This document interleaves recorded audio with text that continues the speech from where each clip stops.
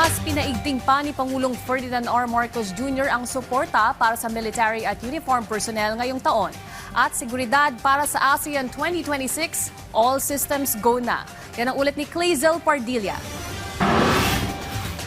Palalakasin pa ng administrasyon ni Pangulong Ferdinand R. Marcos Jr. ang suporta sa military at uniform personnel o MUP ngayong taon. Sa ilalim ng 2026 national budget, higit 4 na bilyong piso ang inilaang pondo para sa karagdagang 10,000 bagong posisyon sa sandatahang lakas, mga pulis at iba pang unipormadong kawani ng gobyerno. Mga posisyong nagpapagaan ng bigat ng trabaho at magpapatibay sa kakayahan ng ating hanay na tumutugon sa panganib at sakuna. Ito ay karagdagang kamay, karagdagang lakas at karagdagang proteksyon para sa bayan.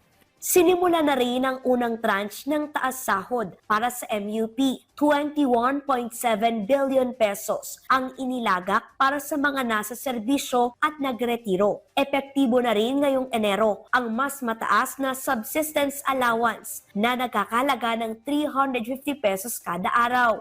Hindi ito sinulat lamang sa tubig. Ito po ay sigurado at may nakalaang pondo. Isang matinding pagkilala. Pagkilala na ang lakas ng loob ay kailangang may sapat na lakas ng katawan.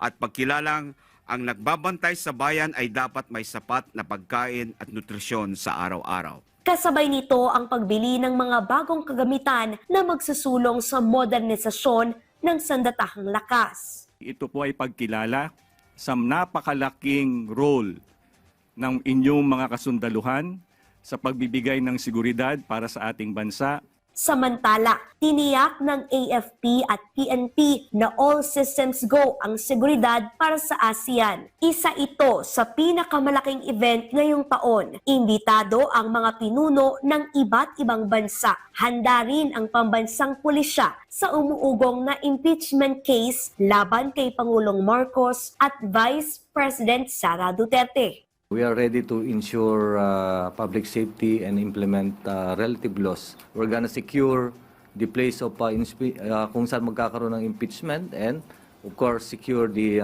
necessary activity plus the personality. And we are ready for that. Clazel Pardilla para sa Pambansang TV sa Bagong Pilipinas.